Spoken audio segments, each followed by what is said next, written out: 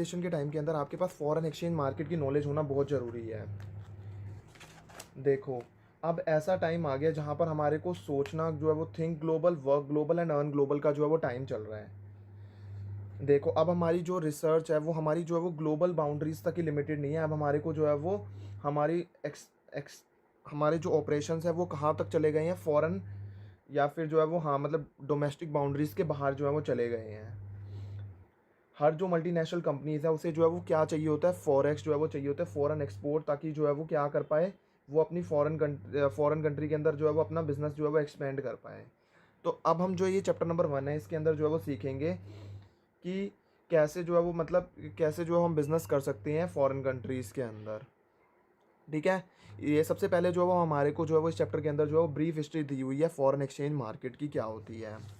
देखो, brief history के अंदर जो है वो हमारे को ये बात, थोड़ी चीज़ें जो हैं वो क्या हैं कि इस एग्ज़ाम के अंदर ना आपको एक एक लाइन या एक एक वर्ड जो है वो क्या है उसके ऊपर जो है वो मल्टीपल चॉइस क्वेश्चन के अंदर जो है वो क्या आ जाता है, क्वेश्चन आ जाता है। तो आपको क्या करना है, एक एक लाइन को अच्छे से पढ़ना है। ठीक है, कुछ चीज़ें आपको सेल्फ पढ़नी पड़ेंगी, जैसे बहुत ज़्यादा छोटी छोटी जो चीज़ें होंगी, बाकी मैं सब कुछ जो है वो आपको पढ़ाते हुए चलूँगा।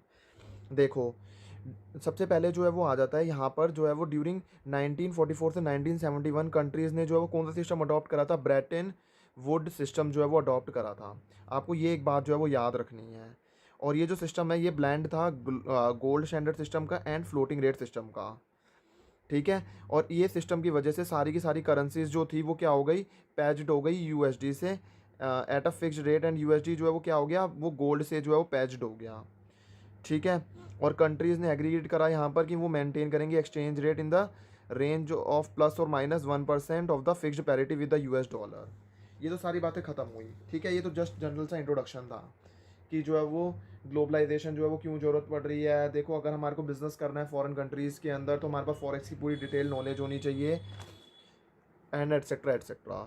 सबसे पहले जो हमारे को पता होना चाहिए वो होता है कि एक्सचेंज रेट क्या होता है। देखो, एक्सचेंज रेट जो है वो रेट होता है जिस पर एक करेंसी को जो है वो कन्वर्ट करा जा सकता है दूसरी करेंसी के अंदर, उसे बोला जा सकता है, उसे बोला जाता है एक्सचेंज रेट। ठीक है, देखो, उस इस कॉन्सेप्ट के बाद जो हमें बात सीखने वाली है, एक करेंसी को जो है वो हमने जिस रेट पर जो है वो हम दूसरी करेंसी के अंदर कन्वर्ट करेंगे उसे क्या बोला जाता है, एक्सचेंज रेट। जैसे अगर हमारे को यूएसडी को आईएनआर के अंदर कन्वर्ट करना है कि कितना होगा, तो हमारे को क्या चाहिए होगा, एक्सचेंज रेट जो है वो चाहिए होगा। देखो, इस कॉन्सेप्ट के बाद जो है वो हमें एक कॉन्सेप्ट की नॉलेज और होना ज़रूरी है, वो है कि होम करेंसी क्या होती है और फॉरेन करेंसी क्या होती है। देखो, कंट्री की खुद की करेंसी को जो है वो क्या बोला जाता है, होम करेंसी जो है वो बोला जाता है। जैसे मान लो जिस कंट्री के रिस्पेक्ट में बात हो रही है उसे क्या बोला जाता है, होम करेंसी बोला जाता है। जैसे इंडिया है, इंडिया के लिए क्या है, आईएनआर कह लो और रुपीज़ कह लो, वो क्या है, इंडिया के लिए होम करेंसी है। मतलब जिस कंट्री के रिस्पेक्ट में हम बात कर रहे हैं, इंडिया के लिए तो आईएनआर और रुपीज़ हो गई। अगर मैं यूएसए की बात करूं तो ये क्या हो जाती है, यूरो। और यूरो ऐसे जो है वो इसका सिंबल आ जाता है, सिंबल, और ये जो है वो आईएसडी कोड है, आईएसओ कोड है। ठीक है, ये हो गया सारा हमारा होम करेंसी क्या होता है। अब हमारे को जो है वो सीखना है कि फॉरेन करेंसी क्या होती है। देखो, किसी भी कंट्री के अंदर कोई भी currency other than home currency उसे क्या बोला जाता है, कोई भी करेंसी होगी होम करेंसी के अलावा वो क्या बोली जाती है, फॉरेन करेंसी। जैसे इंडिया के अंदर, इंडिया के लिए डॉलर, येन, यूरो, पाउंड, ये सारी की सारी क्या है, फॉरेन करेंसी है। तो ये हमने सीख लिया कि फॉरेन करेंसी क्या होती है, होम करेंसी क्या होती है, एक्सचेंज रेट क्या होता है। इसके बाद जो है हमारे को जो है वो जिस चीज़ की नॉलेज होनी चाहिए वो होता है हमारे पास स्पॉट एक्सचेंज रेट। देखो, स्पॉट एक्सचेंज रेट वो रेट होता है जो कि कौन कोट कर रहा है, बैंक कोट कर रहा है, कि ताकि वो बाय और सेल कर पाए फॉरेन करेंसी जो भी है, यूरो या कोई भी है। इंडिया के लिए जो सारी की सारी फॉरेन करेंसीज़ हैं, ठीक है, अभी मैं इंडिया के रिस्पेक्ट में बात कर रहा हूँ, तो ये सारी की सारी फॉरेन करेंसी को किस रेट पर ख़रीदा और बेचा जाए टुडे, आज, आज किस रेट पर जो है वो एक्सचेंज, मतलब वो बाय और सेल करा जा सकता है, उसे बोला जाता है स्पॉट एक्सचेंज रेट। तो फॉरेन एक्सचेंज रेट क्या होता होगा। देखो, फॉरेन एक्सचेंज रेट का वो रेट होता है जो कि बैंक कोट करता है कि आप इस रेट पर बाय और सेल कर सकते हो फॉरेन करेंसी को, आज नहीं, कौन सी डेट पर, फ्यूचर डेट पर जो है वो कर सकते हो। इन शॉर्ट अगर मैं बोलूँ तो स्पॉट रेट जो होता है वो रेट कौन कोट करता है, बैंक। और रेट कब कोट करा जाता है, आज ही के दिन कोट करा जा रहा है। लेकिन फॉरेन रेट कौन सा होता है? वो रेट होता है जो बैंक कोट कर रहा है, लेकिन वो भी टुडे कोट करा जा रहा है, और इसके अंदर कॉन्ट्रैक्ट एंटर्ड भी टुडे हो रहा है, इसके अंदर भी कॉन्ट्रैक्ट एंटर टुडे हो रहा है। लेकिन यहाँ पर पेमेंट जो है वो कब एक्सचेंज होगी? यहाँ पर टुडे, आज के दिन जो है वो पेमेंट एक्सचेंज होगी, और यहाँ पर किसी फ्यूचर डेट पर जो है वो पेमेंट जो है वो एक्सचेंज होगी। देखो, इस सभी के बाद जो है वो ना हमारे को एक चीज़ और पता होनी ज़रूरी होती है, वो होता है कि हमारे पास वन वे एक्सचेंज कोड क्या होता है, और जो है वो टू वे एक्सचेंज कोड क्या होता है। वन वे एक्सचेंज कोड होता है एक, और एक हमारे पास होता है टू वे कोड्स होता है। देखो, वन वे एक्सचेंज कोड्स वो कोड्स होते हैं जहाँ पर आस्क और बिड रेट जो है वो क्या होता है? सेम होता है। आस्क एंड बिड रेट जो है वो सेम होता है, उसे बोला जाता है वन वे को, वन वे जो है वो कोड्स बोला जाता है। और टू वे कोड जो यहाँ पर बिड और आस्क रेट जो है वो डिफरेंट होता है, उसे बोला जाता है टू वे कोड। अब जो है सवाल आता है कि आस्क क्या होता है और बिड क्या होता है। देखो, बैंक के जो बाइंग रेट होता है ना, जिस रेट पर बैंक जो है वो बाय करता है बेस करेंसी को, उसे बोला जाता है बिड रेट। और जिस रेट पर जो है बैंक सेल करता है बेस करेंसी को, उसे क्या बोला जाता है? आस्क रेट जो है वो बोला जाता है। अब जो है वो बेस करेंसी क्या होती है? सवाल तो ये आता है बेस करेंसी। बेस करेंसी का मतलब है अंडरलाइंग एसेट जो है उसकी जो वो होती है, उसे क्या बोला जाता है? बेस करेंसी बोला जाता है। और जो काउंटर करेंसी होती है उसे बोला जाता है कोट करेंसी। जैसे अगर मैं आपके पास जो है वो एग्जांपल लूँ, USD और USD INR जो है वो 68.90 है। तो इस केस में ये जो USD है ये क्या है? ये बेस करेंसी है। और मतलब जिस एसेट को बेचा या ख़रीदा जा रहा है ना, उसे बोला जाता है अंडरलाइंग एसेट। ठीक है, ये बेस करेंसी हो गई। और जो है वो ये कौन सी करेंसी होती है? कोटेशन करेंसी होती है। तो आपको पता होना चाहिए कि अंडरलाइंग एसेट क्या होता है। जिस एसेट को बेसिकली ख़रीदा और बेचा जा रहा है ना, वो होता है अंडरलाइंग एसेट। और जो है वो काउंटर करेंसी को जो है वो हम कोटेशन करेंसी भी बोलते हैं। तो जिस अंडरलाइंग एसेट का मतलब आपने सीख लिया, बेस करेंसी का मतलब आपको समझ में आ गया। अब जो है क्या नाम है, तो बैंक जिस रेट पर जो है वो बेस करेंसी को बाय करता है उसे क्या बोला जाता है? बिड रेट बोला जाता है। और जिस रेट पर बैंक जो है वो सेल करता है बेस करेंसी को, उसे क्या बोला जाता है? आस्क रेट बोला जाता है। बैंक जो है वो हमेशा जो है वो क्या करता है? बैंक जो है वो हमेशा जो है वो बाय करता है चीपर, और सेल क्या करता है? ज़्यादा पर जो है वो सेल करता है। क्योंकि बैंक जो है वो चैरिटी के लिए तो बैठा नहीं है, इसीलिए देखो, ये देखो, अब जैसे टू वे कोड का एग्जांपल ले लो। $1 इज इक्वल टू ₹65 - 70। और ये जो होता है, ये जो है माइनस नहीं होता, ये होता है साइन ऑफ सेपरेशन, ताकि बिड और आस्क रेट को जो है वो अलग अलग जो है वो रखा जा पाए। ये आप जो है वो देख पाओगे कि कहीं पर भी जो है वो, ठीक है। तो ये होता है साइन ऑफ सेपरेशन। और ये जो होता है रेट क्या होता है? Bid rate. और ये जो है रेट क्या होता है? Ask rate. ठीक है। अब जो है वो आपको एक बात जो है वो दिमाग में रखनी है, वो ये रखनी है कि ये जो आस्क रेट होता है ना, ये हमेशा जो है वो बिड रेट से ज़्यादा होगा। क्यों? क्योंकि बैंक जो है वो ये क्या करने की, बैंक जो है वो हमेशा जो है वो क्या करती है? वो हमेशा जो है वो सस्ता खरीदती है और महंगा बेचती है। और ये जो हम सारे के सारे जो है वो भी कॉन्सेप्ट पढ़ेंगे, वहाँ पर जो है वो हमारे को ये बात ध्यान में रखनी है कि कोटेशन जो है वो जनरली जो है वो किसके पॉइंट ऑफ व्यू से दी जाती है? वो जनरली जो है वो कस्टमर के पॉइंट ऑफ व्यू से जो है वो नहीं दी जाती, बैंक के पॉइंट ऑफ व्यू से जो है वो दी जा रही होती है। तो हमारे को जो है वो उसको अकॉर्डिंगली जो है वो कन्वर्ट करना पड़ता है। अब जो है वो हमारे पास दिमाग में क्वेश्चन आता है कि देखो, डायरेक्ट कोट और इनडायरेक्ट कोट क्या होता है। हमने पढ़ लिया बिड रेट और आस्क रेट जो है वो पढ़ लिया। अब जो है वो हमारे को पढ़ना होता है कि direct quote and indirect coat क्या होता है। देखो, डायरेक्ट कोट और इनडायरेक्ट कोट जो है वो ये जानने के लिए हमारे को जो है वो ये पता होना चाहिए कि होम करेंसी का मतलब पता होना चाहिए, फॉरेन करेंसी का मतलब पता होना चाहिए। वो हमारे को पता है। देखो, अगर डायरेक्ट जैसे ₹1, ओ सॉरी ₹1/डॉलर जो है वो अगर मान लो 70 रुपये दे रखा है, और अगर ये जो 70 रुपये है, ये हमें ये देखना है कि ये जो 70 है वो क्या है? ये INR है या फिर ये USD है। अगर ये जो है 70 रुपये INR है, और अगर हमारी जो रुपी INR है वो हमारी होम करेंसी है, तो ये रेट जो है वो हमारे लिए क्या बन जाएगा? डायरेक्ट कोट जो है वो बन जाएगा। और ये जो है वो अगर मान लो ये रुपीज़ और USD वो हमारे लिए 70 है, और जो है वो 70 जो है वो ये डॉलर है, और ये डॉलर जो है वो हमारे लिए फॉरेन करेंसी है। तो हमारे लिए जो है कोड क्या बन जाएगा? इनडायरेक्ट कोड जो है वो बन जाएगा। तो आपको ये बात ध्यान में हो गई।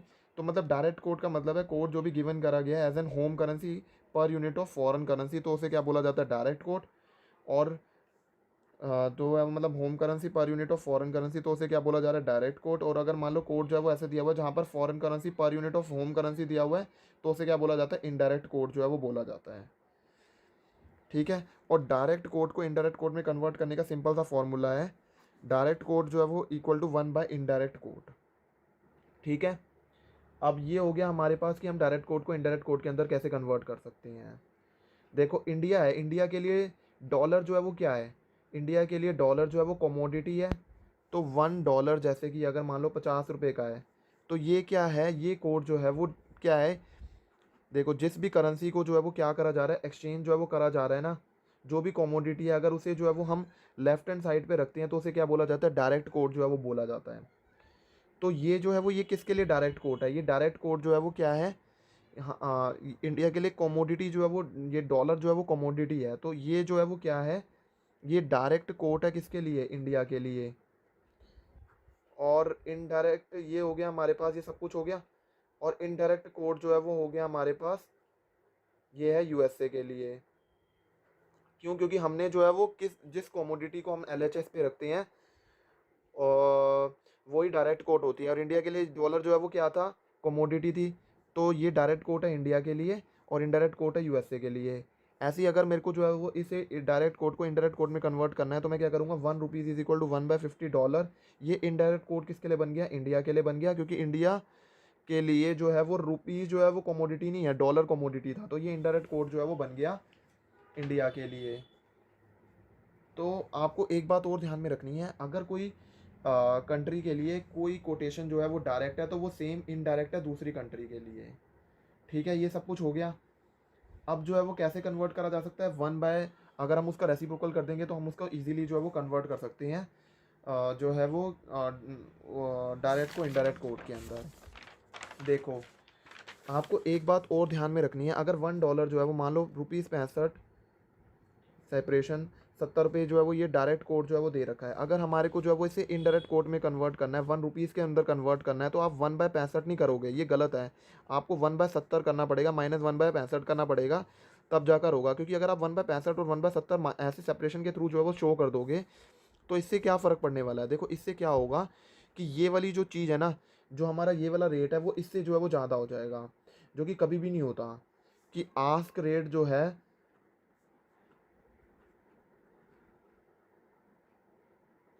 वो कभी भी जो है वो बिड रेट से कम नहीं होता। अगर लेकिन अगर ऐसा हम करेंगे तो क्या हो जाएगा, बिड रेट जो है वो ज़्यादा हो जाएगा और आस्क रेट कम हो जाएगा, जो कि ऐसा नहीं होना चाहिए। आस्क रेट हमेशा जो है वो बिड रेट से कम होता है। ठीक है। तो एक सेकेंड मैं आपको और बता रहा हूँ। तो मैं जैसा बोल रहा हूँ कि ये जो होता है ये आस्क रेट होता है, और ये जो होता है ये कौन सा होता है, बिड रेट होता है, टू वे कोट के अंदर। और ये वाला रेट हमेशा इस रेट से जो है वो क्या होना चाहिए, ज़्यादा होना चाहिए। ये वाला रेट जो है वो कभी भी इस रेट से ज़्यादा नहीं हो सकता। तो रेसिप्रोकल टू वे कोड्स के अंदर आपको केयरफुली जो है वो करना होता है। इसके बाद जो है वो आ जाता है कि हमारे पास क्रॉस रेट क्या होते हैं। देखो क्रॉस रेट्स क्या होते हैं, जैसे मान लो हमारे को जो है वो चाहिए कि हम गए मार्केट के अंदर, हम जो है वो देखा, डीलर के पास गए, हमारे को चाहिए था INR/GBP चाहिएगा था रेट। ठीक है। लेकिन हमारे पास जो है वो INR बाय जो है वो USD का दे रखा था, और USD और GBP का रेट जो है वो दे रखा था। तो हम जो है वो कैसे जो है वो INR/GBP का रेट निकाल सकते हैं, हम जो है वो कैसे निकाल सकते हैं, INR/GBP का रेट कैसे निकाला जाता है, हम जो है वो क्या कर देंगे, INR USD है, इसको अगर हम जो है वो इसकी ये वाली करेंसी से जो है वो क्रॉस कर देंगे, तो हमारे पास क्या आ जाएगा, क्रॉस रेट आ जाएगा। ये तो सिंपल सा रूल है, ये USD से USD कट जाएगा और INR/GBP हमारे पास जो है वो रेट आ जाएगा। ये होता है हमारे पास क्रॉस रेट। ठीक है। तो हमने जो है वो क्या पढ़ लिया, ब्रीफ हिस्ट्री पढ़ ली कि फॉरेन एक्सचेंज मार्केट की क्या थी। हमने जो है वो देखो दो कॉन्सेप्ट जो है वो और सीखने वाले होते हैं फॉरेन एक्सचेंज मार्केट के अंदर। एक होता है मेरे पास सिंबल और एक होता है ISO कोड। देखो जैसे रुपीज़ है, डॉलर, येन, यूरो, ये सारे के सारे क्या हैं, सिंबल्स हैं। और ISO कोड क्या होता है, 3 डिजिट्स का होता है। जैसे इंडिया के लिए जो है वो ISO कोड क्या है, INR। ये होता है USD, येन हो गया, यूरो, ये सारे के सारे क्या हैं, जो है वो ISO कोड्स हैं। देखो 4 मेजर करेंसीज़ पेयर्स जो है वो आपको एटलीस्ट जो है वो याद होने ही चाहिए कि 4 मेजर करेंसी जो है वो पेयर्स कौन-कौन से होते हैं। देखो वर्ल्ड के अंदर मेजर करेंसी पेयर्स जो हैं वो ट्रेड करे जाते हैं, उन्हें क्या बोला जाता है, मेजर्स भी जो है वो बोला जाता है। ये भी आपसे एग्जाम में पूछ लेते हैं, मेजर ट्रेडेड करेंसी पेयर्स जो है वो वर्ल्ड के अंदर, उसे क्या बोला जाता है, मेजर जो है वो बोला जाता है। करेंसी पेयर मतलब जो है वो दो करेंसीज का जो है वो, जब हम जो है वो मतलब एक कोटेशन दी होती है उसे क्या बोला जाता है, मेजर करेंसी पेयर जो है वो बोला जाता है। ठीक है, आई होप आपको जो है वो ये बात समझ में आ गई होगी कि करेंसी पेयर जो है वो क्या होते हैं।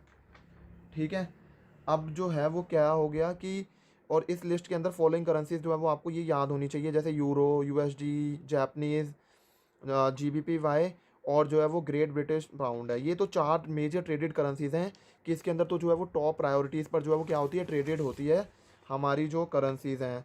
तो आपको इनकी नॉलेज होनी चाहिए कि 4 कम से कम ये तो पता होना ही चाहिए। इसके बाद भी जो है वो क्या होते हैं, अमेरिकन ऑस्ट्रेलियन डॉलर होता है, और कैनेडियन डॉलर है, स्विस फ्रांस है, ये सारे के सारे भी जो है वो करेंसी होती है। ठीक है, अब जो है सबसे पहले जो है वो आ जाती है, जो सबसे लार्जेस्ट जो ट्रेडेड करेंसी होती है वो होती है हमारे पास यूएस डॉलर होती है।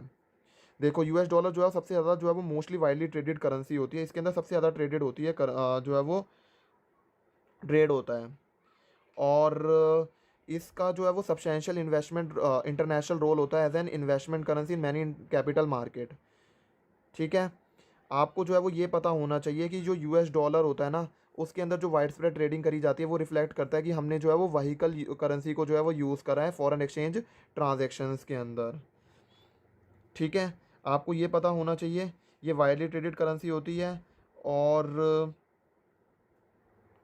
यहाँ पर जो है वो बाकी जो है वो आपको एक चीज़ और पता होनी चाहिए कि जो वहीकल करेंसी का हम यूज़ कर रहे हैं इसकी वजह से क्या हो जाता है, हमारे जो नंबर ऑफ़ एक्सचेंज रेट जो भी डील करने होते हैं वो हमारे जो है वो रिड्यूस हो जाते हैं।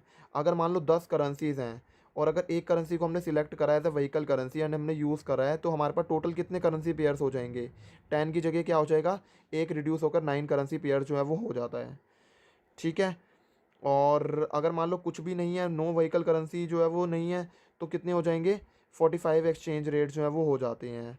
अगर मान लो 100 करेंसीज का सिस्टम है जहाँ पर कोई भी व्हीकल करेंसी नहीं है, तो कितने जो है वो करेंसी पेयर्स जो है वो हो जाते हैं, 4950 करेंसी पेयर्स हो जाते हैं। और ये कैसे निकाला है हमने, जो है वो इस फॉर्मूले के थ्रू निकाला है, n(n-1/2). तो आपसे जो है वो एग्ज़ाम में ये क्वेश्चन आ जाता है कि ये जो है करेंसी पेयर्स कितने होते हैं, टोटल 4950 करेंसी पेयर्स होते हैं।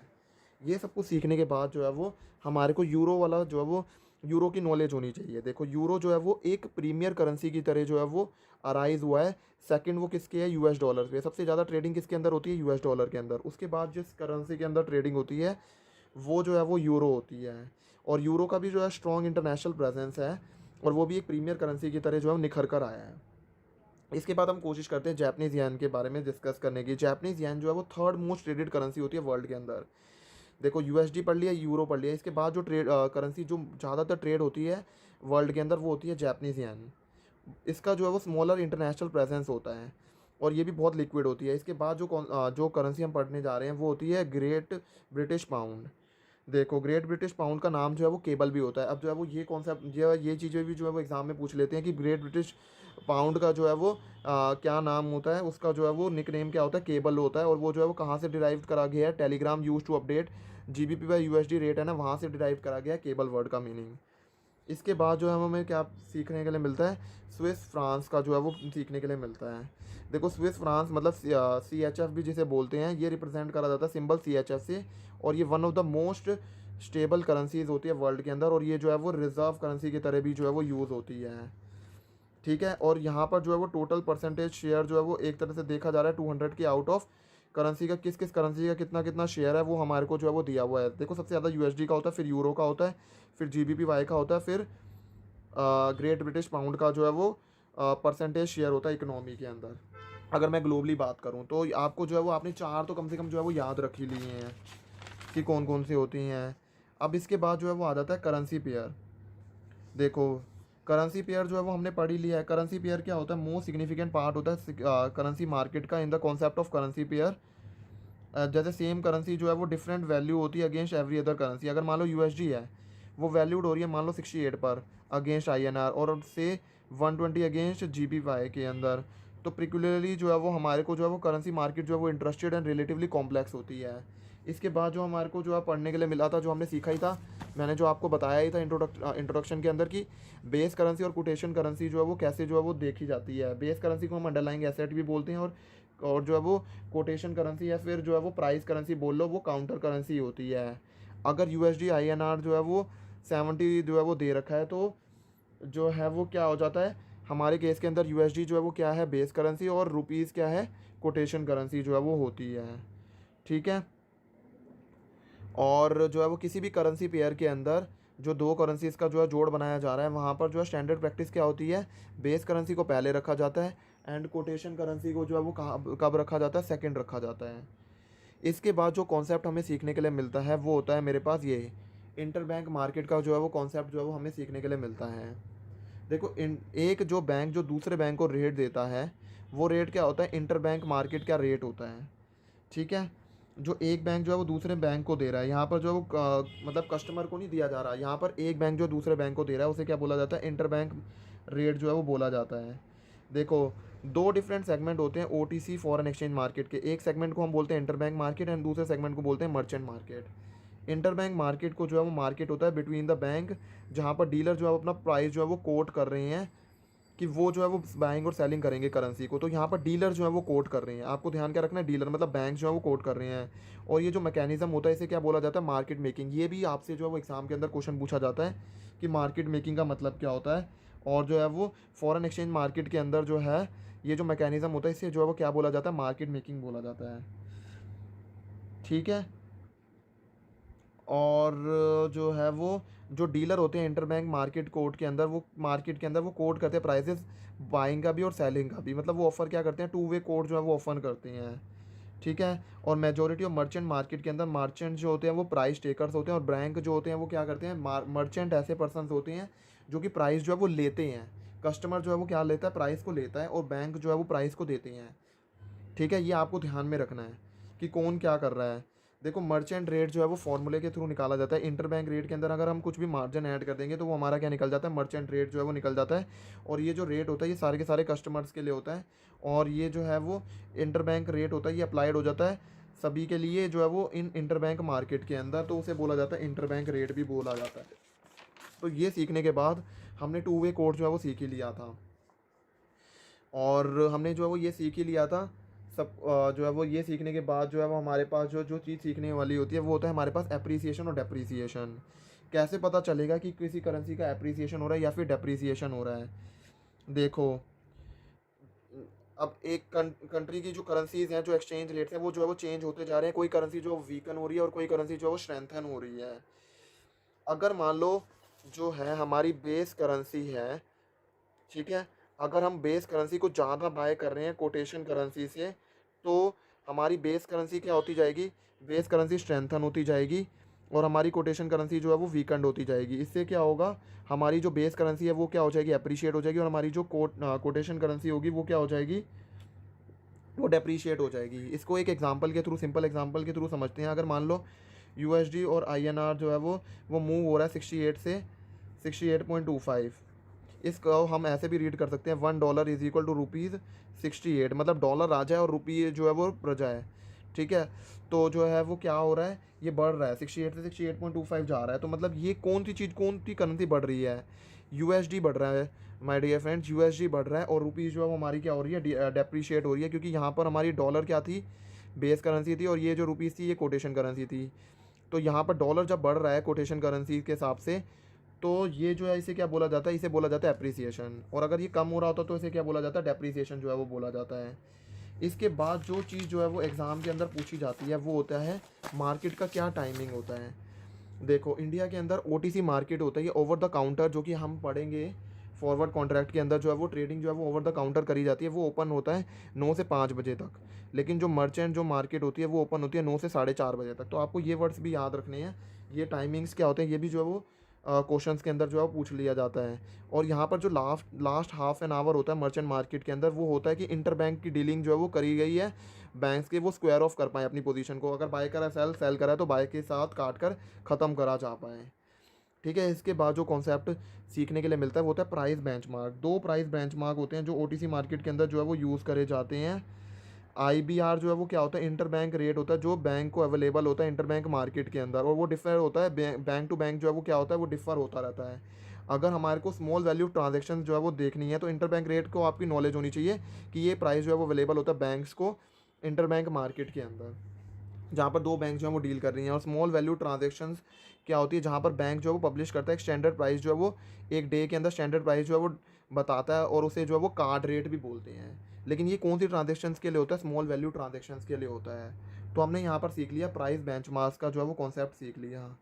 प्राइस डिस्कवरी क्या होता है, देखो प्राइस डिस्कवरी का मतलब है यहाँ जिस प्रोसेस के अंदर जहाँ पर हम एक इक्विलिब्रियम प्राइस जो है वो डिटरमाइन करते हैं ना, मतलब एक स्टैंडर्ड प्राइस जो है डिटरमाइन करते हैं, उसे क्या बोला जाता है, प्राइस डिस्कवरी जो है वो बोला जाता है।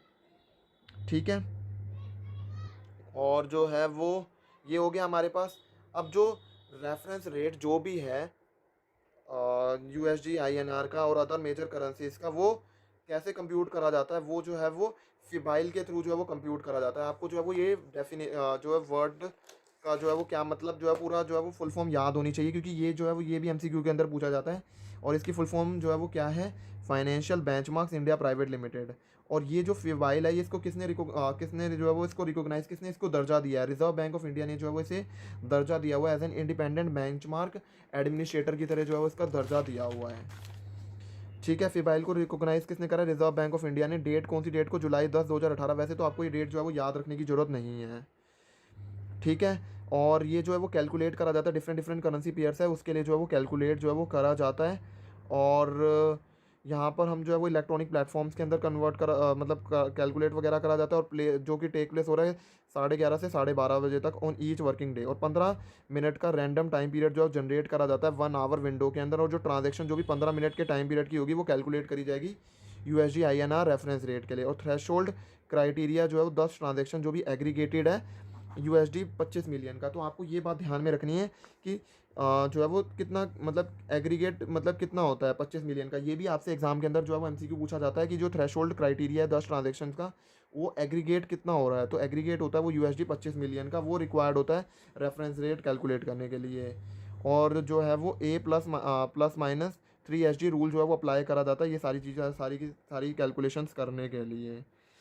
ठीक है। और जो ये रेफरेंस रेट्स हैं ये कहाँ पर पब्लिश करे जाते हैं, ये फिबाइल की वेबसाइट पर पब्लिश करे जाते हैं। और वेबसाइट जो है वो कैसी है, www.fibail.org.in। और सारे वर्किंग डेज पर जो है वो रेट जो है वो कोट करा जाता है, लेकिन कौन से डेज पर नहीं करा जाता, सैटरडे और संडे पर।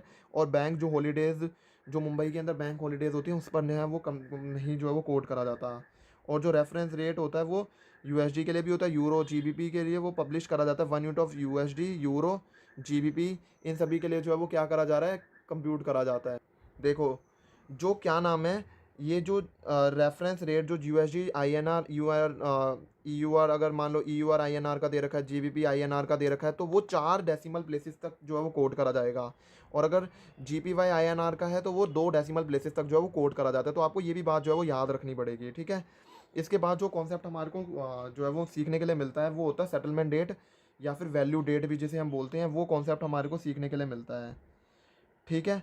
अब जो है वो सेटलमेंट करने के दो तरीके होते हैं, एक होता है ग्रॉस सेटलमेंट और एक होता है नेट सेटलमेंट। ग्रॉस सेटलमेंट का मतलब क्या है, जहाँ पर हर जो काउंटर पार्टी है ना, एक होगा बायर और एक होता है सेलर।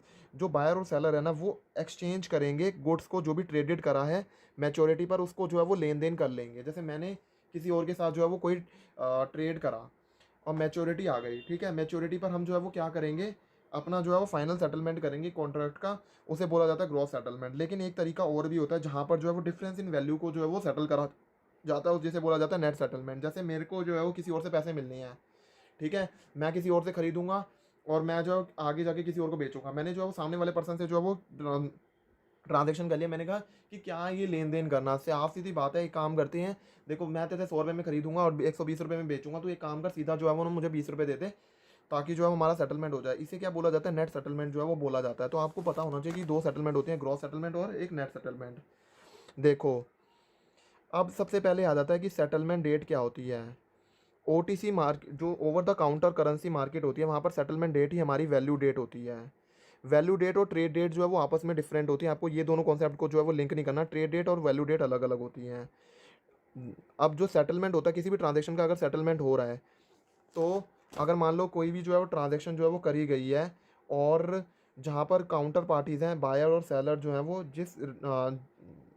जब वो एक्चुअली जो है वो एक्सचेंज कर रहे हैं ना, जिस डेट पर वो एक्चुअली जो है वो अपनी करेंसीज को एक्सचेंज कर रहे हैं, उस डेट को क्या बोला जाता है, वैल्यू डेट जो है वो बोला जाता है।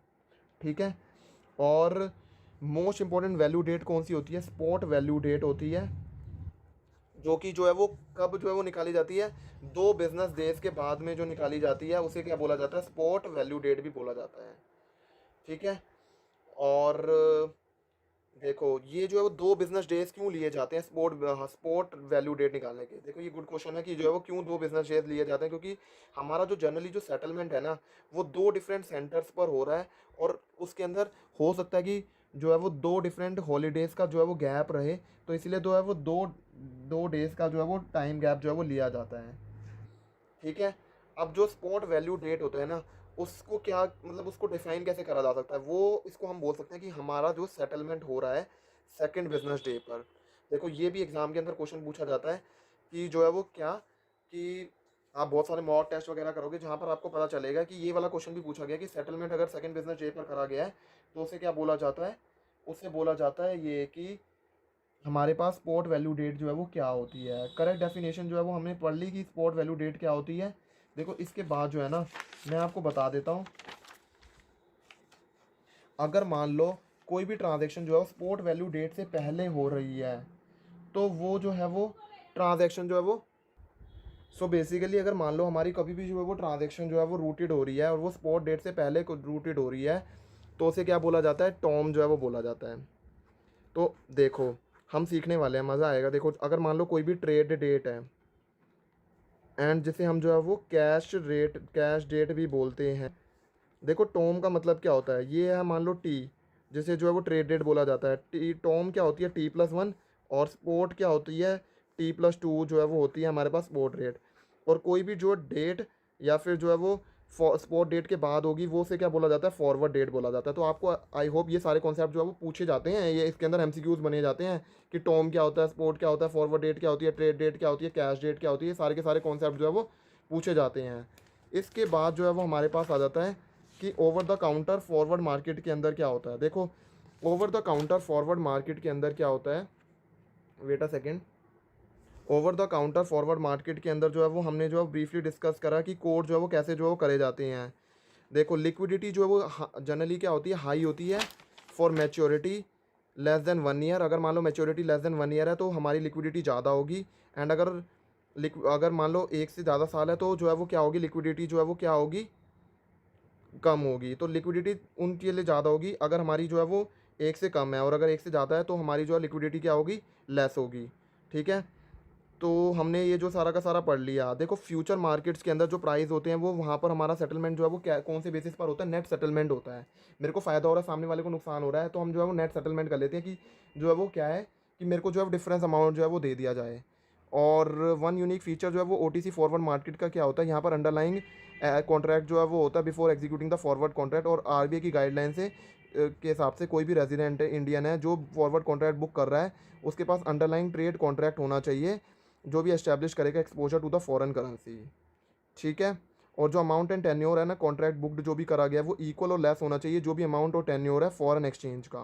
तो आपको ये भी पता होना चाहिए कि वो किससे लेस होना चाहिए, फॉरेन एक्सपोजर से जो है वो लेस होना चाहिए। और जो मार्केट पार्टिसिपेंट होते हैं वो एक्सपेक्ट किया जाता है कि वो अपने ट्रेड कॉन्ट्रैक्ट को बैंक को सबमिट कर देंगे 15 दिनों के अंदर अंदर।